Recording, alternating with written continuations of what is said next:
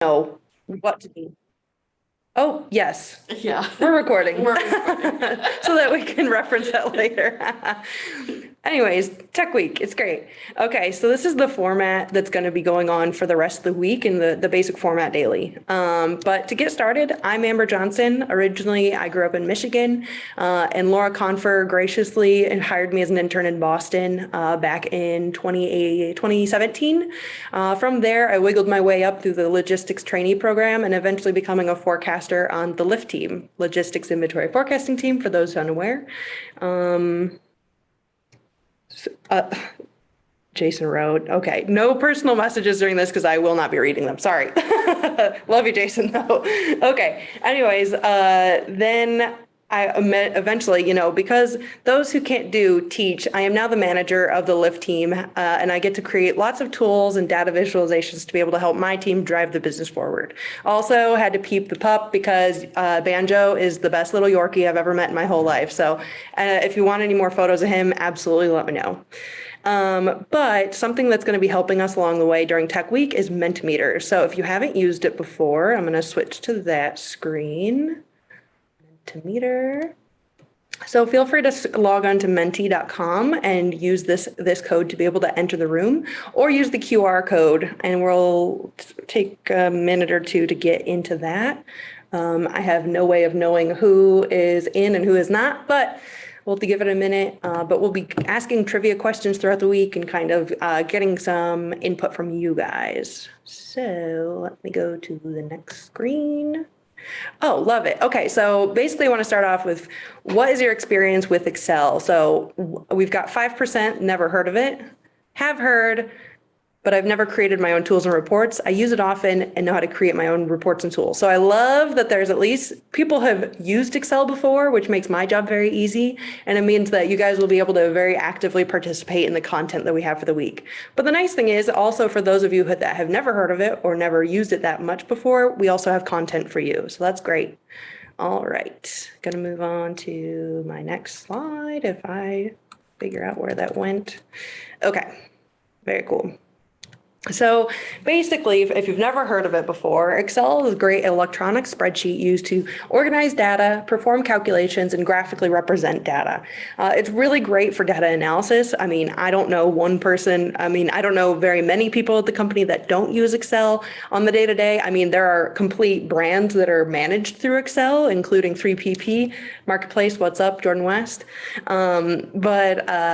It's also a great way to show proof of concept. So if something you want to build in Power BI or a visualization that you really like, you can build a very quick proof of concept in Excel to be able to take to someone else, be like, this is what I'm looking for. Additionally, so pending that you ever work at another company, the Microsoft applications are very accessible to pretty much every company you go to. So Excel is one of those tools that you really aren't going to it's not going to be a waste of time to learn about because it is so applicable everywhere else. So I want to start with what do you use Excel for currently? So we're going to go back to Mentimeter, and I want to hear a little bit about, like, what is your interaction with it currently? So I think if I go to the next slide, it'll prompt you for that one. And I think it's a word cloud, so we'll see.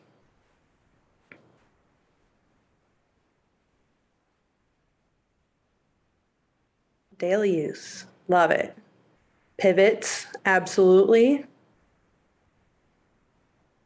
Ooh, VBA scripts, love that. Looks like reporting is a big chunk of it.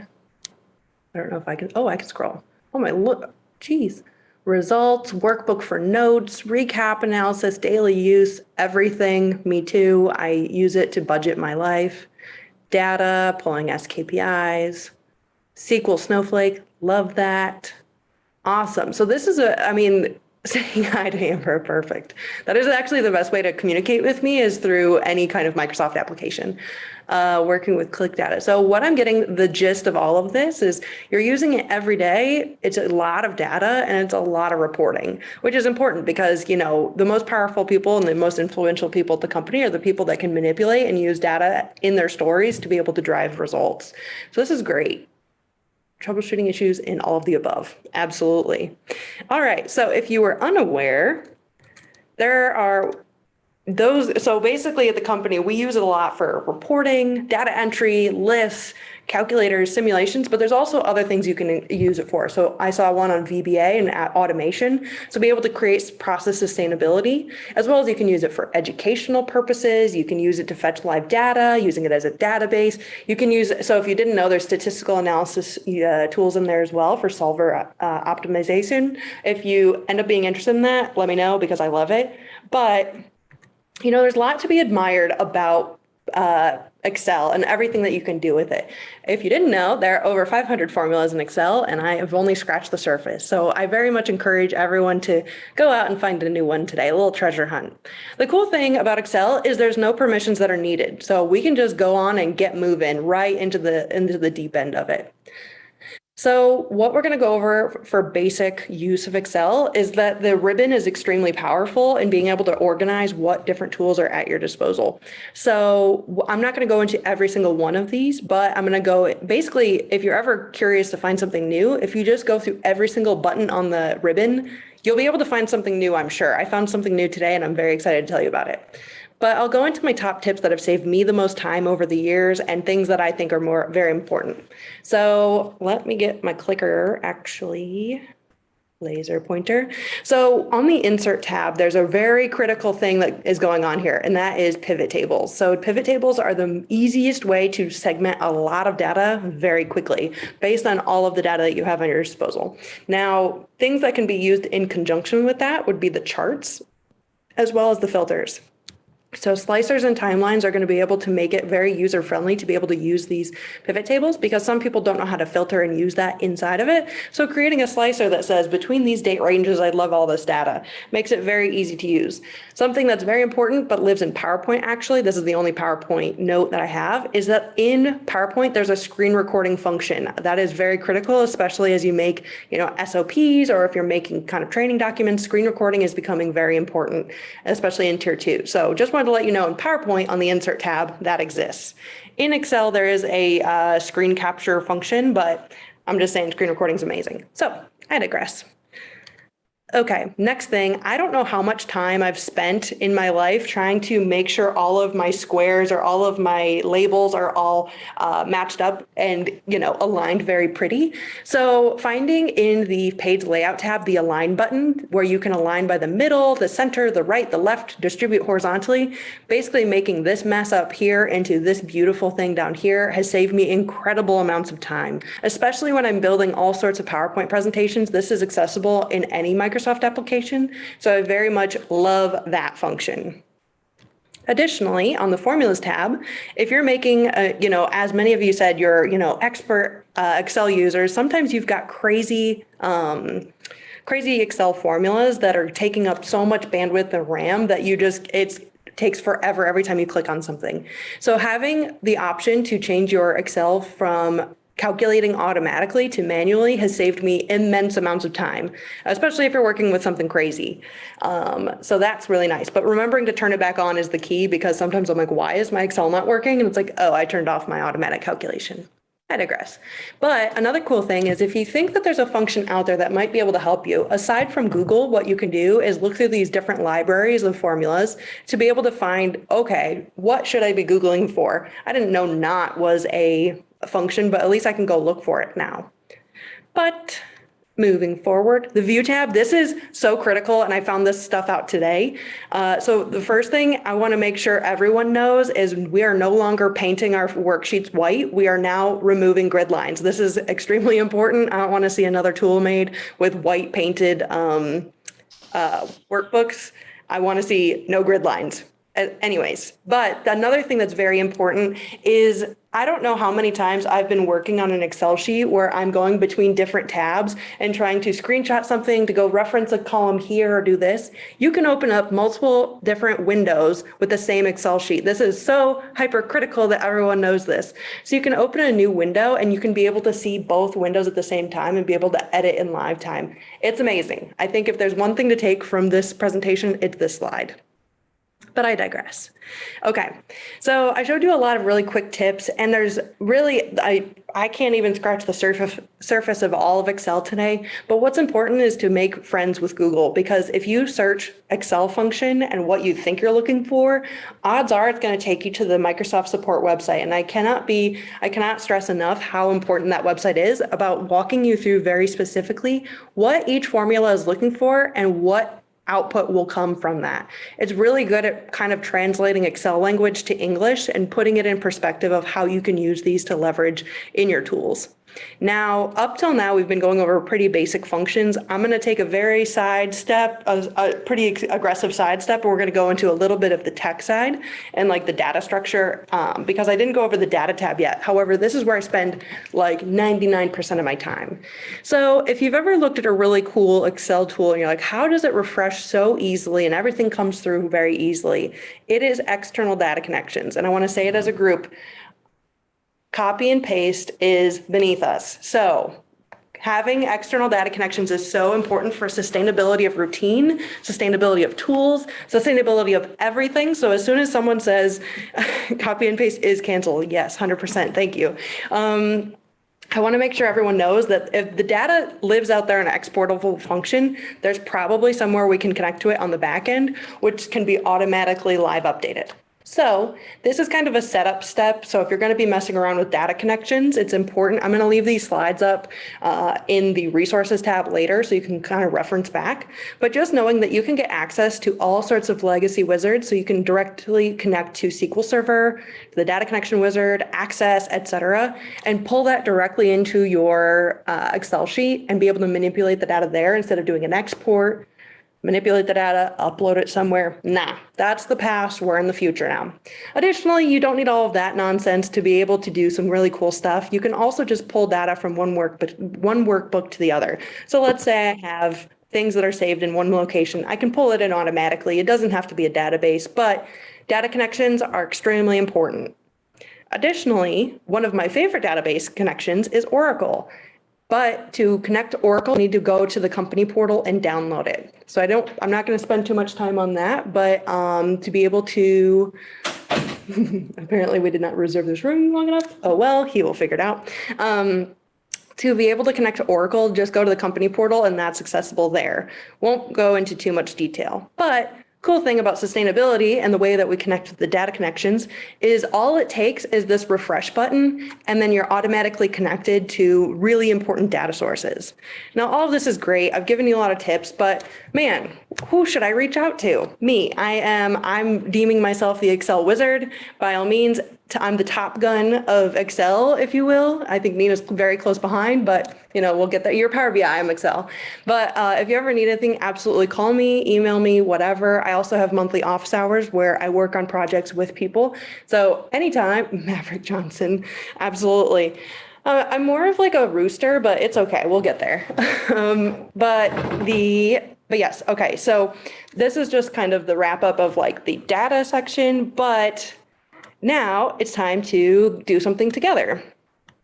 So the cool thing about the Tech Week is we'll be able to do the instruction of kind of what Excel is. We'll go into a live demo, and then we'll have at the end, we've got Jessica Jordan on today that's going to be talking about one of the practices she uses Excel for.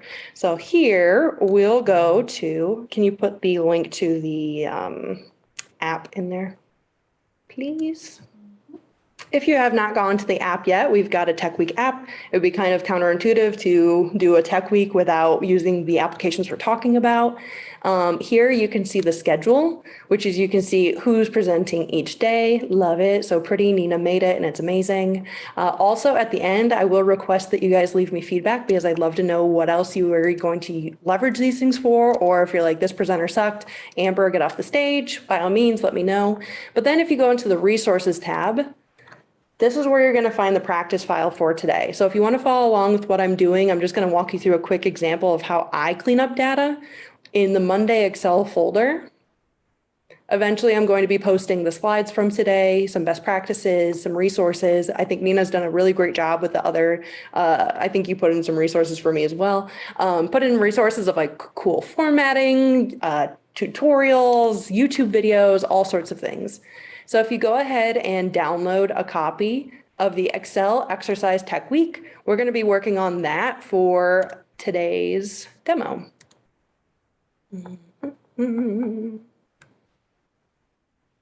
Okay, actually, I'm going to close that one. Beep, beep, beep. The second screen's weirding me out. Okay, so we're going to start with one of the functions I talked about today. So if we go to View, you'll be able to create a new window. Incredible. I think this is amazing. And it came out down here. Put that on two screens. Okay, so basically what's going on is that the data that I've provided is basically forecast accuracy, historical sales versus forecasts. And what I want to do is in this scenario, I don't want anything that involves a zero. I only want wholesalers that we own, which would be type BB. And then I only want to look at draft because, you know, reignition of the on-premise, super important. So in this situation, here's my test below. We want to work through each one. So basically what I would do, if we go to the forecast accuracy tab, basically what's going on here, and we're going to do full screen because I don't need my instructions anymore.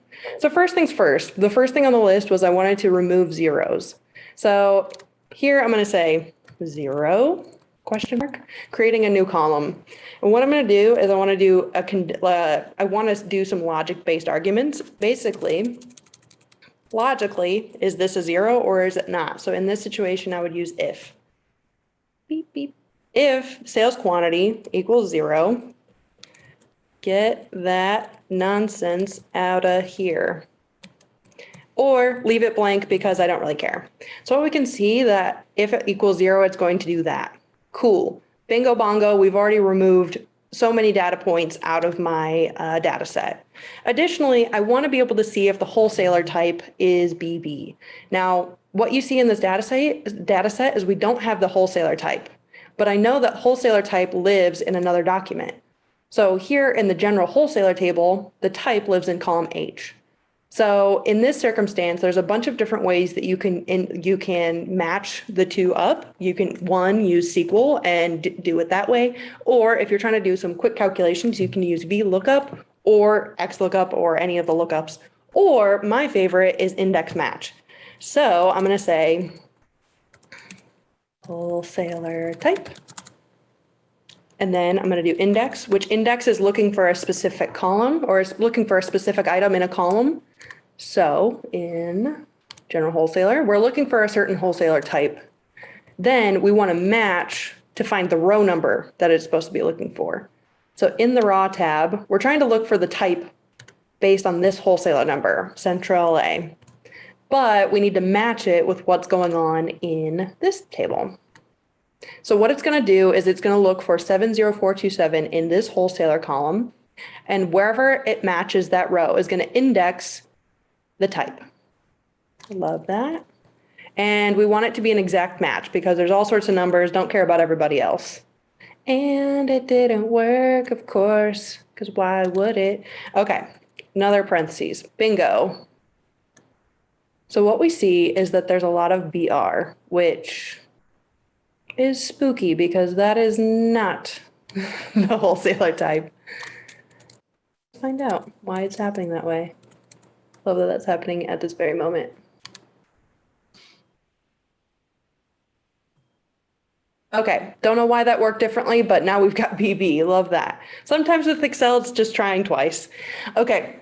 Additionally, the last thing on our list of things to do was to be able to find draft versus package. So similarly to like what we just did, the PDCN, the item number, has a package draft column. So similarly, I'm not going to walk through it as slow as the first time, but package draft index. Was there a chat that just came up or no? Chris asked, can you show XLOOKUP too? So I could. I very well could. Mm-hmm. But I'm not as familiar with that. So what I would do,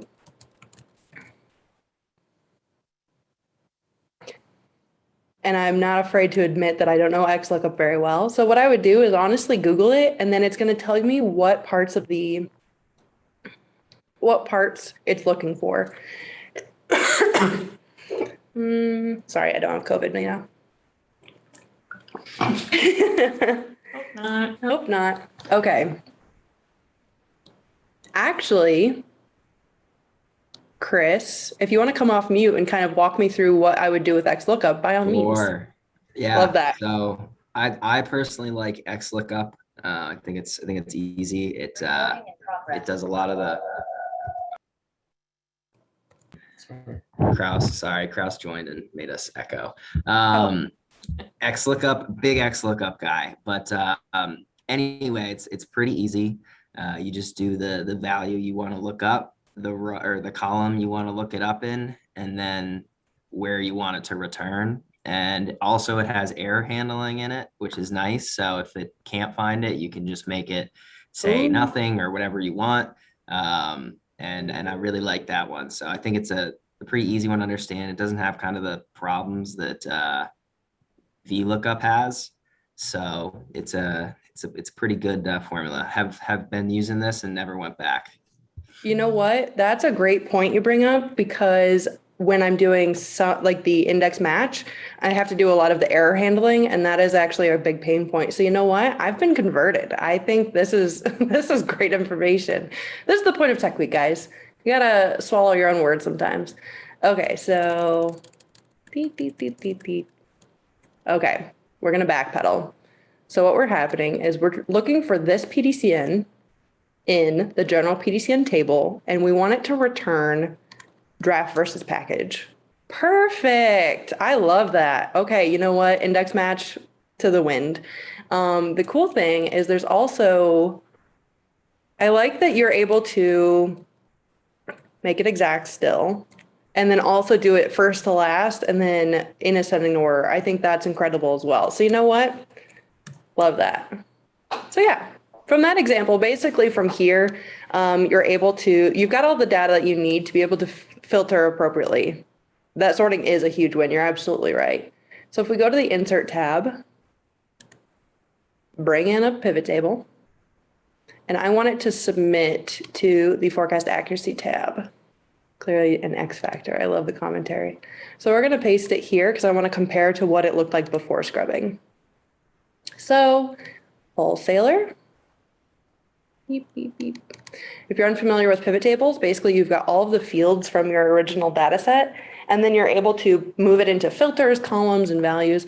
I hate how, oh, big shout out to Jessie Keeler. Man, she's just saved all of tier 2 so much time. Then I want to be able to filter on all of the things I just put up there. So I want to take out zeros. We want to take out wholesaler type, and then let's see what the division between package and draft is. And then we want to look at our sales. Totally agree with you. It's going to be hard to let go of index match, but I think I definitely will give the new one a shot. Okay, so we want to remove all the zeros, AKA get that nonsense out of here. Okay, and then we also want to go to wholesaler, BB. Bingo bongo, we've just done a lot of data analysis together. This was fun for me. I hope it was fun for you. But that's basically the extent of like the Excel for today. But I do want to go back to Mentimeter, and I want to hear more about your favorite Excel functions. Back on, beep, beep, beep. Oh, here we go. New at this. Okay, it's going to be a word cloud, so I want to hear about your favorite functions in Excel, and I think it would be a great opportunity, especially like the XLOOKUP that Chris just mentioned. I think it's great to just hear about them and why people like them. Subtotal, okay. XLOOKUP, yeah. Sum product. Rudy, if you want to come off mute and tell us more about what sum product does. I think I'm familiar, but I don't know if everyone else is. Kind of hard to explain though, but some product has like a very lot of use cases. But if you ever have like a table where you need to multiply multiple values and add them, basically this basically automates that process. And also it's good for like a lot of like just looking through it, a table, looking for certain value on a table to see if it's there or not.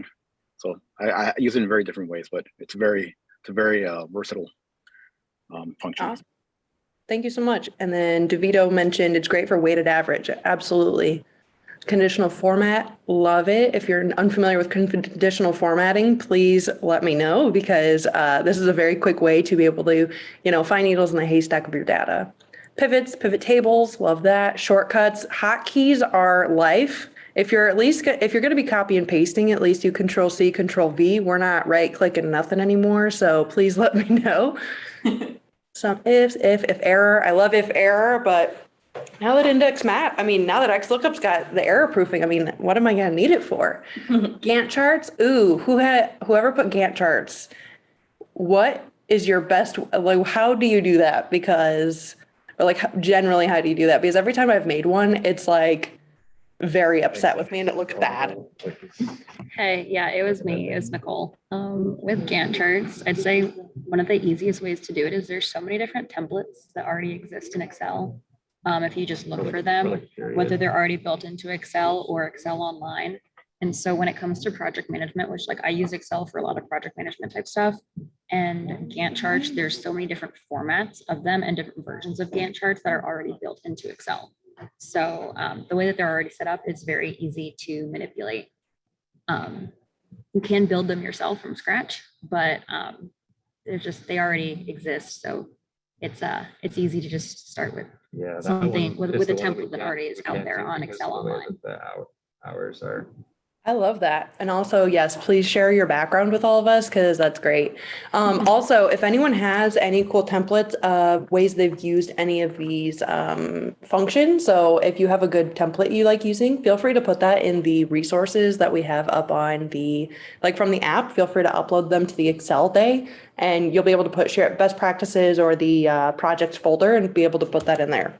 But yeah, awesome. Ray, I have a question for you. So ThinkCell, how do people get access to ThinkCell? Great question. So ThinkCell is a fantastic storytelling tool, especially when you have to create waterfalls, Gantt charts, any kind of thing where you have to portray a variance. Instead of using Excel in terms of normal bar charts, I would recommend ThinkCell. It's all available through the company portal. It's an add-on, and effectively you toggle it through PowerPoint, but we'll open yes. But yeah, you can toggle it through PowerPoint, but it opens an Excel file. So it's kind of, you don't have to play around with a little bit, but it's probably the best way for storytelling. And if there's one person I know who can tell a story, it's you, Ray. Awesome. Okay. I love that. Okay, cool. And then the last thing I have on Mentimeter is, what have you learned in Excel that might help you drive results? So, it's going to be very similar to what we just said, but if it's from things you've learned today or things you've learned through passing, let me go back. What things can you utilize to be able to help you solve a problem that you're dealing with right now in your business? All I know is XLOOKUP's going to change my entire life. So,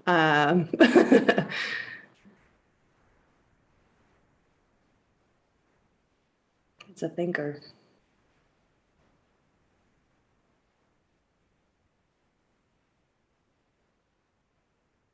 Thank you for submitting XLOOKUP for me.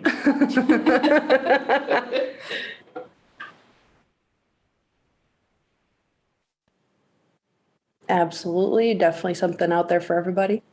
Data validation. Multiple windows. Yeah, no, Yes. that changed my life this morning. Absolutely.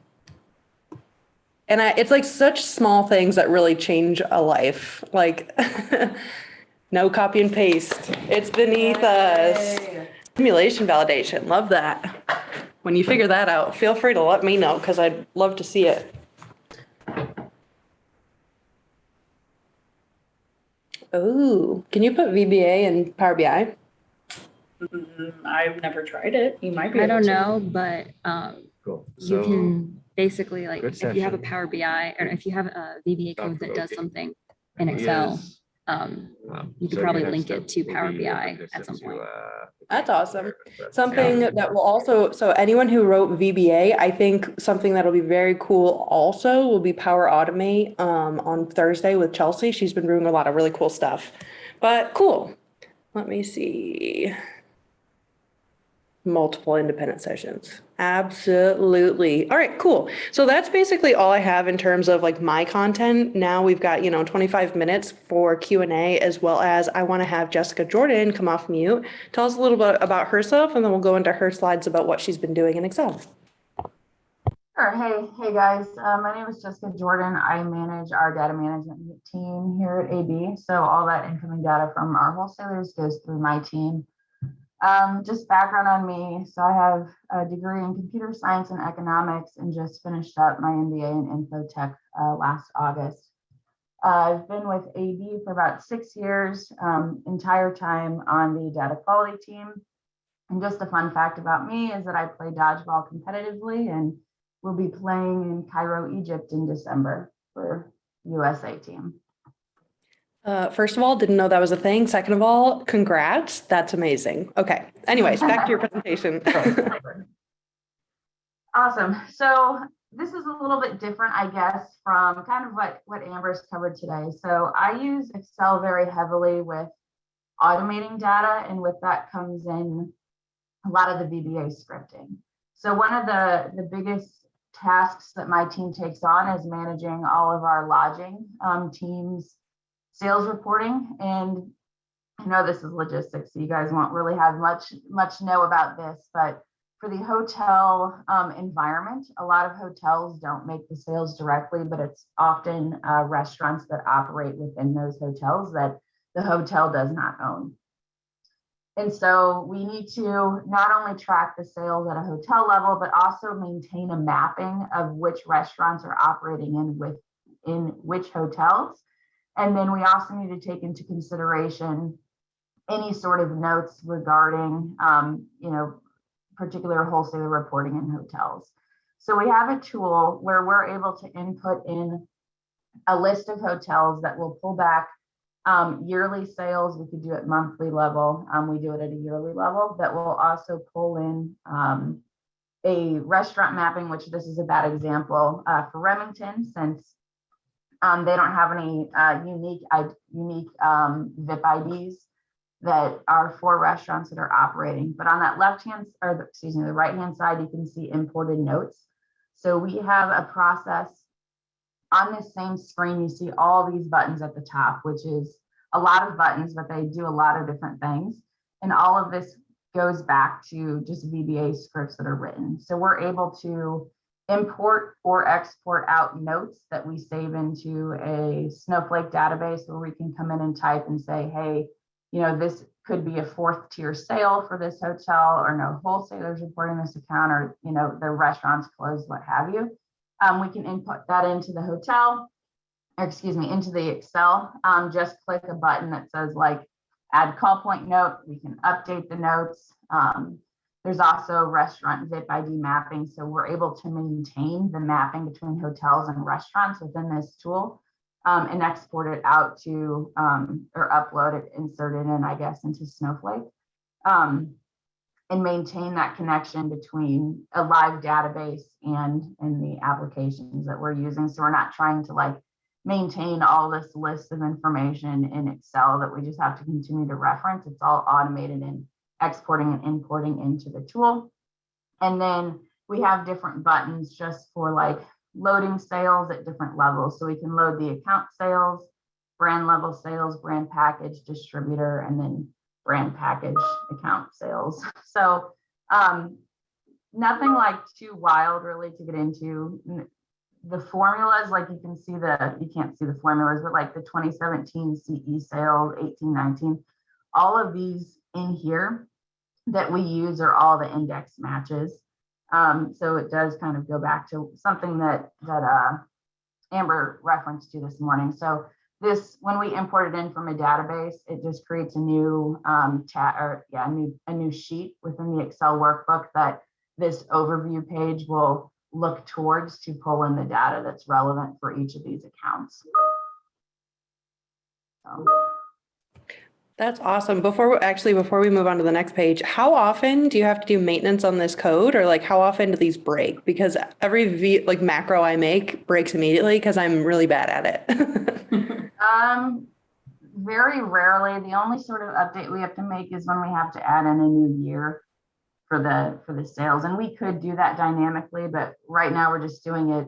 You know, if 2023 comes and we're still using it, we'll manually do it. But this was more of like a short-term tool to use. So right now we don't really do any sort of maintenance with the code itself.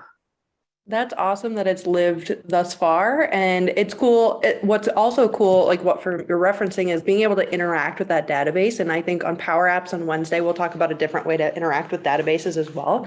But the great thing about Snowflake is that other people that reference that table in Snowflake will be able to have that same picture of information that you're representing and putting back into the database. So one, that's great for data continuity, and two, I'm in love. So, okay. We'll go to the next slide now.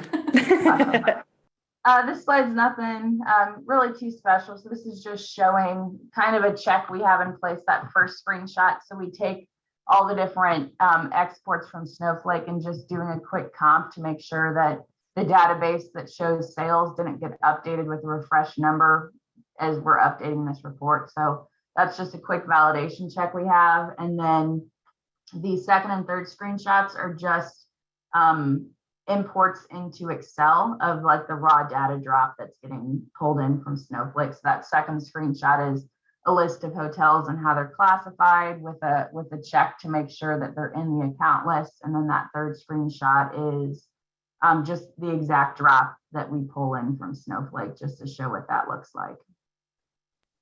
That's awesome. And I think one other thing that I think is incredibly critical about what you're talking about is not only like what was the number before you did some manipulation, but what's that number after you pull it back from the database to make sure it all went properly, because the number of times something has said it's accomplished successfully, and then I come back 2 months later and I'm like, oh my gosh, that never sent. So it's so important that when you're messing around with databases, or if you're messing around with data in general, that you do validation on what you're doing to make sure that you aren't missing a whole wholesaler, or if it's missing rows or columns and you forgot to drag down the formulas. So I think it's really critical doing that final validation to make sure that things have flowed correctly. But awesome. Thank you so much, Jess. Anytime, Amber. Okay, and I think that is all of the content I have today. Do we have any questions or anything Excel wise that we want to talk about before we wrap up?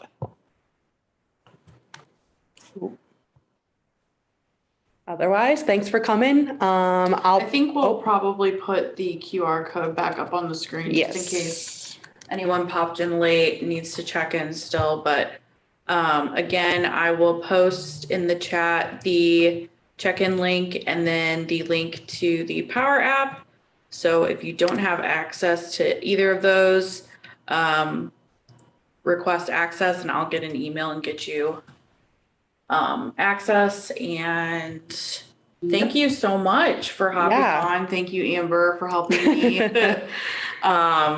Thank you for building amazing Power App and all of the decks for this. But cool. Yeah. Everyone have a nice rest of your day. Yeah. Have a good day. See ya.